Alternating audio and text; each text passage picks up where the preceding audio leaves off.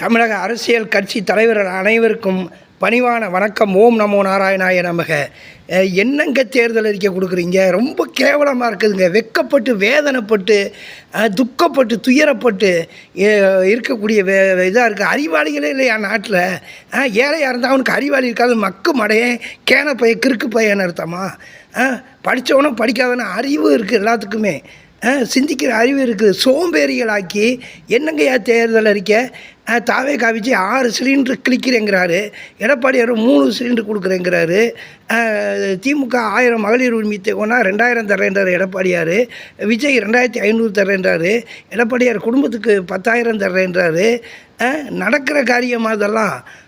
விவசாய கடன் தள்ளுபடி இதெல்லாம் ரைட்டு, ஓகே, சிலதை பாராட்டலாம். அந்த எடப்பாடியார் சொல்கிறாரு, ஒரு லிட்ரு எண்ணெய், சமையல் எண்ணெய், பருப்பு 1 கிலோ, இதெல்லாம் இலவச அரிசியோடு தரேன்றாரு. அதுக்கு பாராட்டலாம்.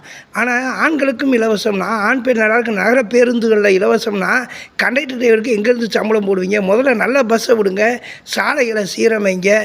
இதெல்லாம் செய்கிறதில்ல. அப்புறம் எப்படி 10 லட்சம் கோடி ரூபா கடன் நாட்டில், தமிழ்நாட்டுக்கு 1 லட்சம் கோடி வட்டி கட்டுறீங்க? தேர்தல் அறிக்கை கொஞ்சம் நீங்களே யோசனை பண்ணி ஆலோசனை பண்ணி நல்ல விதமாக செய்யுங்க. எப்படியாவது தேர்தலில் வெற்றி பெறணும், முதலமைச்சர் ஆகணும்னு திமுகவும் அதிமுகவும் தாவேக்காவும் போட்டி போட்டு இப்போ இறங்கியிருக்கிறாங்க. எப்படியாவது முதலமைச்சராகிடலாம். சரி, ஆகிட்டு என்னத்தை நாட்டுக்கு மறுபடியும் பிரச்சனையை உண்டாக போகிறீங்களா? ஏற்கனவே பிச்சை எடுக்க ஆரம்பிச்சிருக்காங்க. குவார்டர் அடிக்கிறதுக்கு, சாராயம் குடிக்கிறதுக்கு ஐயா லொய்யான்னு நெஞ்சுக்குடிய குத்தி தொண்டை வழியாக இழுக்கிற மாதிரி ஐயா லொய்யா 10 ரூபா கொடுங்க, 10 ரூபா கொடுங்க, பிச்சை எடுத்து திரியிறானுங்க. குடிச்சு போட்டு உளறிக்கிட்டு கெட்ட வார்த்தையில் திட்டிக்கிட்டு ஒருத்தர் கூட ஒருத்தர் சண்டை, குடும்பத்தில் தகராறு, பெண்கள் பாலியல் சீண்டல்கள், இதெல்லாம் தயவு பண்ணி சரி பண்ணுங்க ஐயா. தேர்தலுக்கே தயவு பண்ணி நல்லா யோசனை பண்ணி வெளியிடுங்க.